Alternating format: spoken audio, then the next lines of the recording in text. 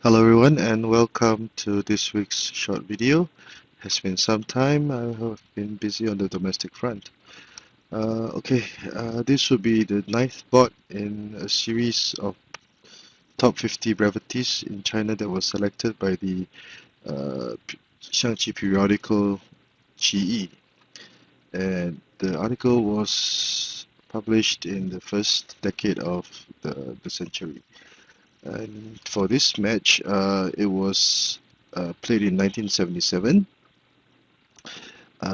Red was Master Li Zhongyu from Henan. Black was Master Fu Guangming from Beijing, China. The tournament was the 1977 Chinese National Individuals Championships, and Xiangqi at that time had just been reinstated after the Cultural Revolution about 3 to 4 years prior. So it was one of the biggest events, and the winner of the match, Fu Guangming, was in peak form at the time, and he nearly foiled Grandmaster Hu Ronghua's groundbreaking record of 10 consecutive championships. So without further ado, let's go and see what went on in the game. Henan's Master Li Zhongyu is one of the oldest masters in Henan Province, and he started with the central cannon. And interestingly, Master Fu Guangming countered with the deferred opposite direction cannons so early in the game. Now, if you were to see the first board, which I will place the link uh, in the comment section below, we could see that the similar position was played when Grandmaster Yang Guangming took on Zhang Zhenhua about 3 or 4 decades earlier. So in this match, Master Li Zhongyu chose to develop his left flank with h8+7. Now, if you were to see the first spot or the first brevity in the series, R2+6 was played, and in my personal opinion, I think it would have been better. So, but h8+7 is also considered to be orthodox. h2+3 was played. Red would develop his left chariot as a foul chariot, and Black decided to form a blockade. Now, this is a commonly used tactic when playing the deferred opposite direction cannons. Now, the ability to form a blockade or the ability to counter another person's enemy's blockade will be critical for success in such opening systems. So if Black did not want to play C8+4, sorry, developing the right chariot as a foul chariot would be also an alternative. Usually Red would form a blockade of his own. Another variation would be to play R2+6. We'll go through this variation first, okay? If Red chose to form a blockade, Red would usually push B3+1.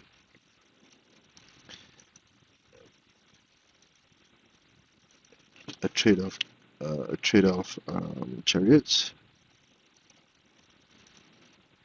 And at this point in time, we can see that Red would have charged 2 pieces across the river and was applying pressure, but never count out the rebound or the effects of Black playing C9 equals to 1, followed by C9 equals to 7 to attack this file. And at this point in time, Red would generally be considered to have the slight advantage. Now, if C8+4 were not played and Red chose to play R2+6, a commonly seen line would be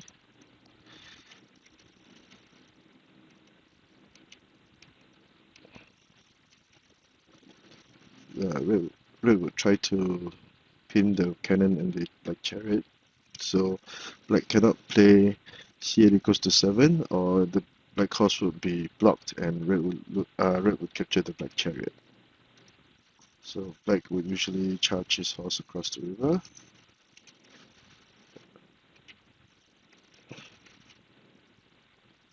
A trade of chariots. and this would become a chariotless endgame situation. And again, in this position, although black was very menacing with the tandem cannons on the central file, red would still be slightly better. So, opposite direction cannons, the opening system, there is a very big tendency for the uh, game to be played into chariotless endgame situations. Okay, we shall go back to the main line on what went on in the game. So, uh, Master Fu Guangming chose to play c8 plus 4, which was quite proactive, and formed the blockade on Red's right flank. And at this point in time, Red chose to play c8 equals to 9 for the 3 steps tiger to develop his left chariot in this file. However, this move is not considered to be a good move because the cannon would not be able to do much, as will be seen later on in the game. Instead, p3 plus 1 will be advocated so that black would not have the chance to attack the central pawn. Now this is also a very complicated variation. So usually black will continue with r1 equals to 2, and in some cases p3 plus 1 is also commonly seen. For r1 plus 2, it will form a counter blockade of its own.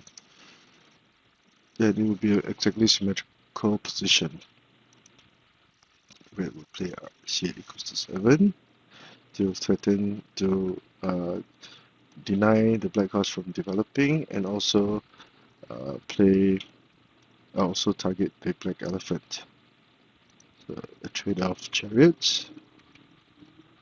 Now usually capturing the elephant would not be a good idea because black would be able to develop his right horse and for the expense of one elephant, and this horse usually would pack a very heavy punch in the black offense. And black would do the same thing, trade of chariots, and e3 plus 1 was played so that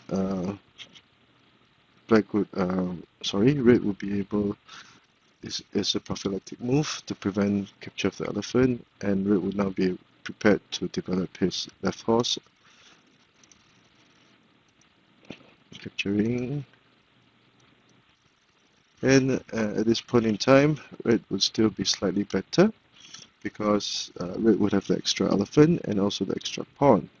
However, the left red horse would be undeveloped, and black would already have some form of defense already present. So generally speaking, red would have the slight advantage in this situation. So we shall look at the p7 plus 1 variation. If p7 plus 1 were played, black would immediately choose to push his pawn to the riverbank, or sometimes even r2 plus 6. This will lead to various complicated positions on the board. And generally speaking, black would now be slowly chiseling away the initiative that red had at the beginning, and this will not be very desirable for red. And backtracking a little bit, as mentioned earlier, if r1 equals to 2 were played, this is one of the commonly seen variations by black. Another commonly seen variation would be to push p3 plus 1.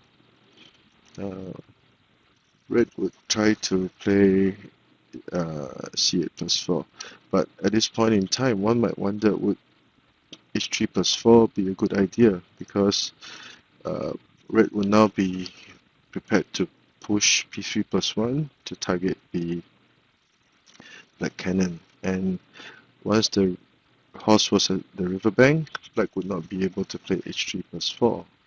However, because the horse had left the cannon rank, black would usually play c8 plus 1 to threaten to gain material.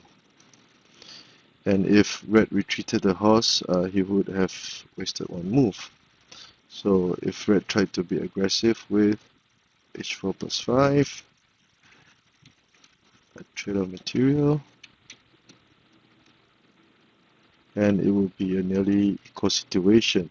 Now, this would not be very desirable for red because red by default would have the first move initiative, and uh, red's main goal in the opening phase and will be to try to gain a considerable advantage going to the mid-game phase, but as can be seen, this has not been achieved.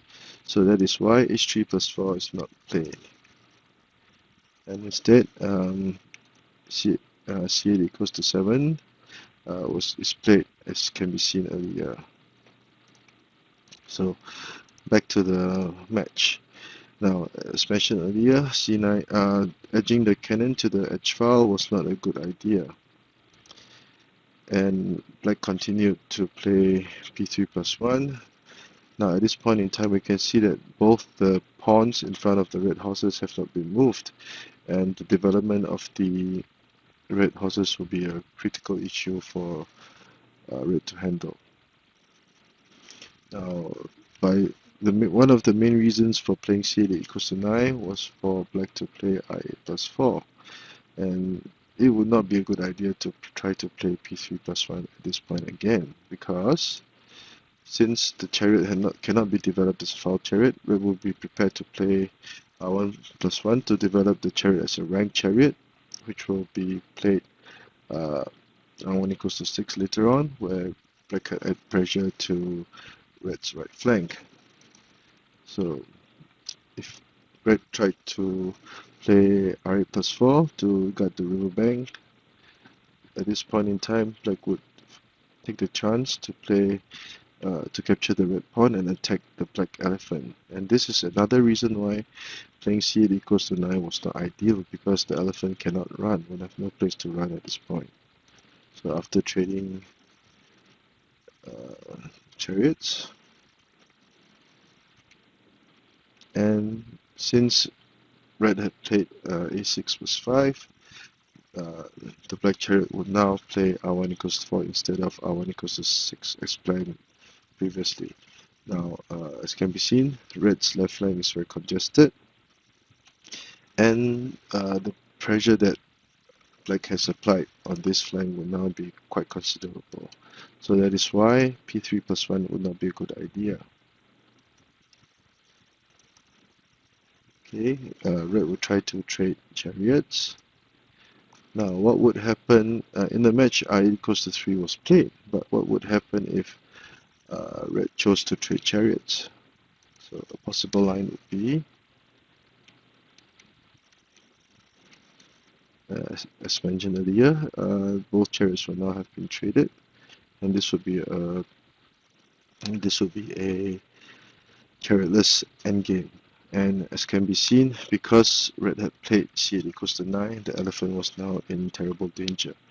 h7 minus 5 to protect the elephant, or to deny black from capturing the elephant is not a good idea, because if h7 plus minus 5 were played, red would simply play c5 plus 4, and red will be in all sorts of trouble.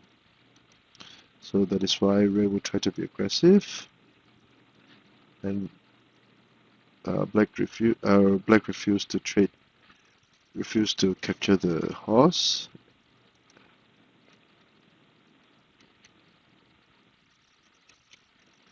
And black would have seized the advantage from red at this point in time.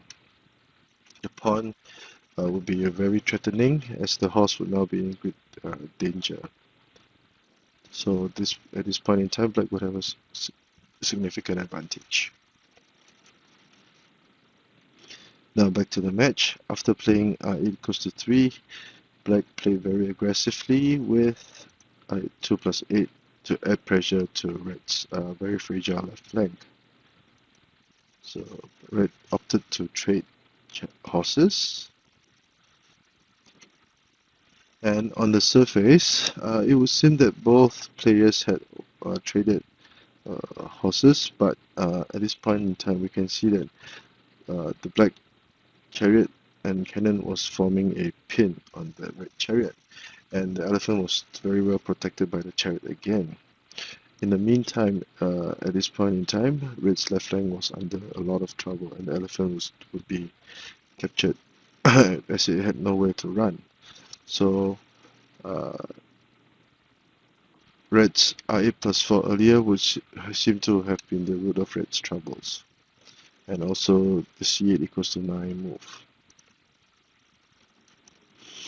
Now, the loss of the red elephant would mean that black would now have seized the initiative and was calling the shots in this game.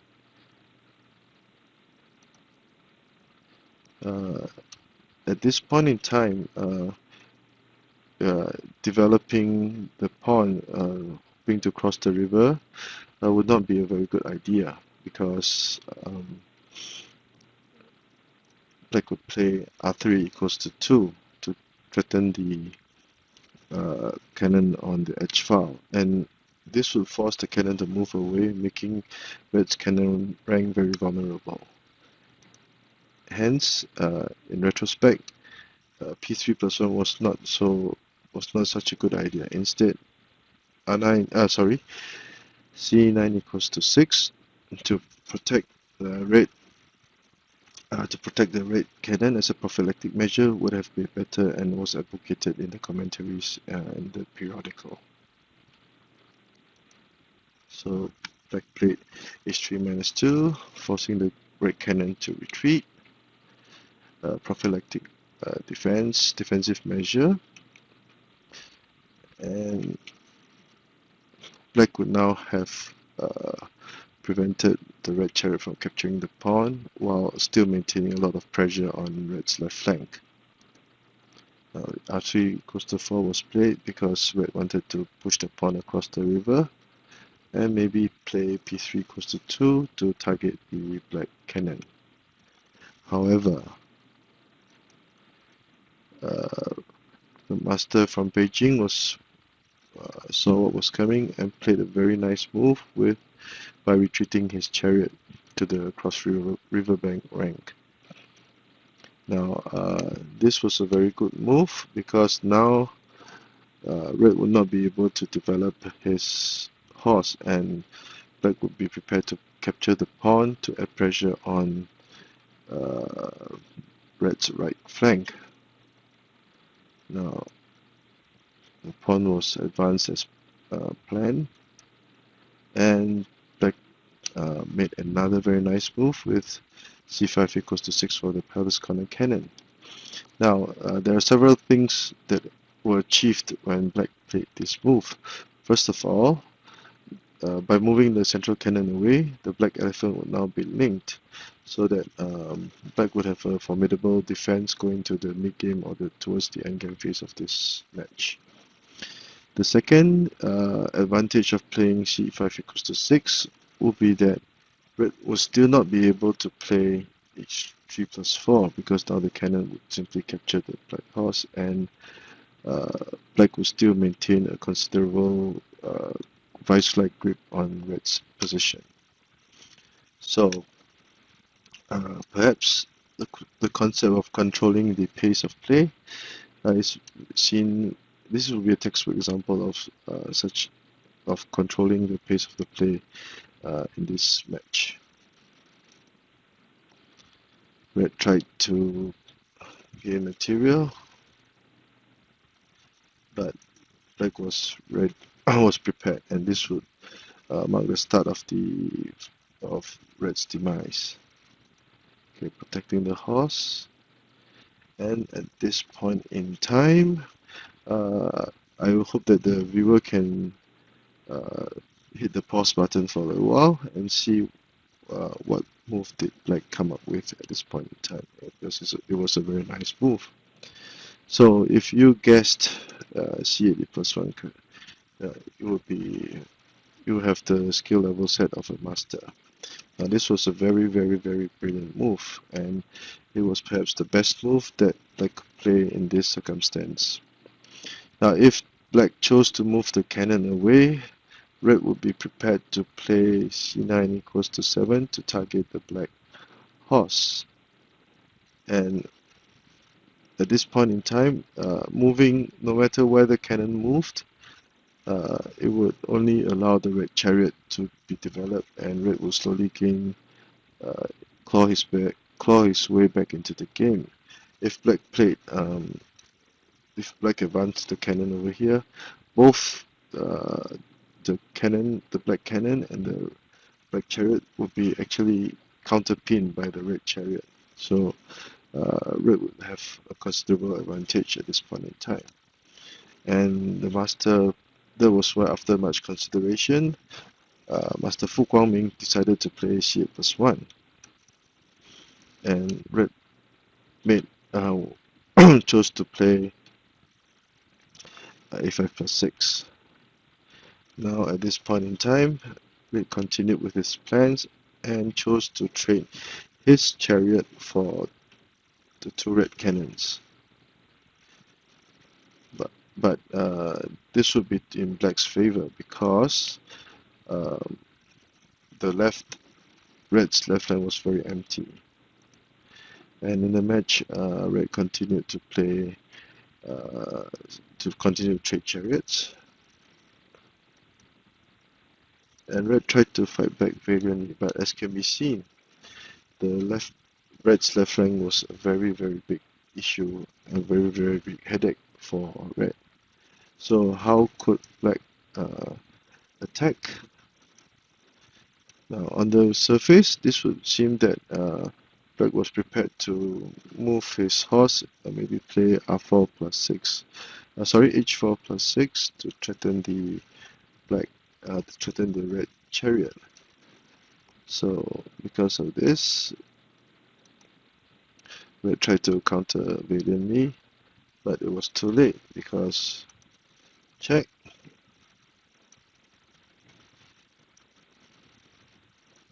And this was the main reason why h3 plus 4 was played. Now this is called a clearance move. The horse was moved away so that black could play c6 equals to 7. I think I did a few tutorials, even a video on this tactic. It is in the mid-game series section on the site. And once this move was played, it would be too late. And there was nothing that red could do to prevent the checkmate of c2 plus 7.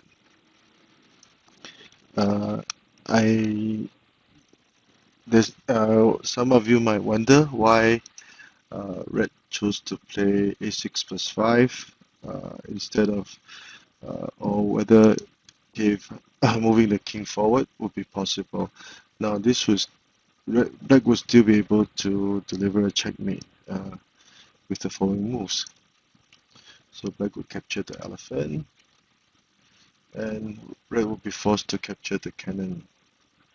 Otherwise, it would once the cannon was moved to the second file, the game would be over. So red would try to sacrifice his chariot, but it would be too late. Check, check,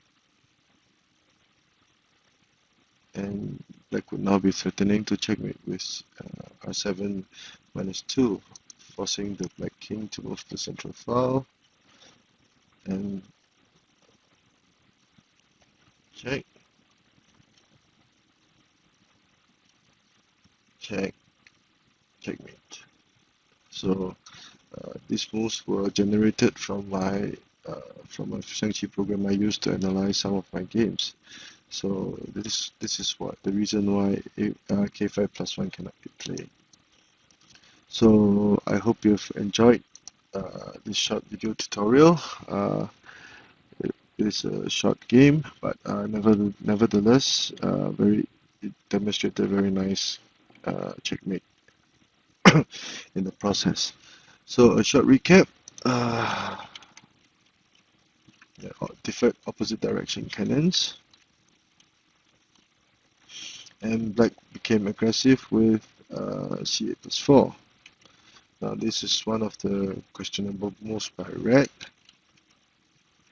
and this would be another questionable move because Red thought that his chariot would be faster in attacking Black's left flank.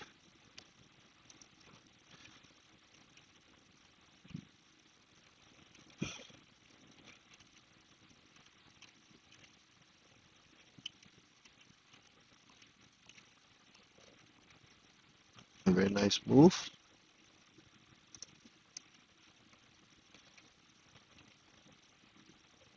And this was perhaps the key move in Black's offense.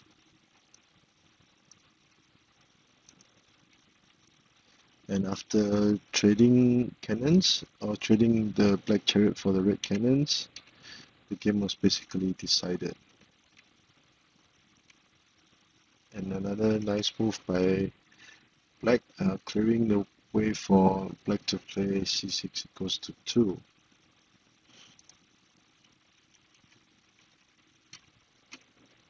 And there will be nothing that Red can do to prevent the checkmate. So I hope you have enjoyed this short video tutorial. I've been bogged down with work recently, and if you like the work I do, please subscribe to my channel and I'll try to produce more content in the near future. Thank you and have a nice weekend ahead.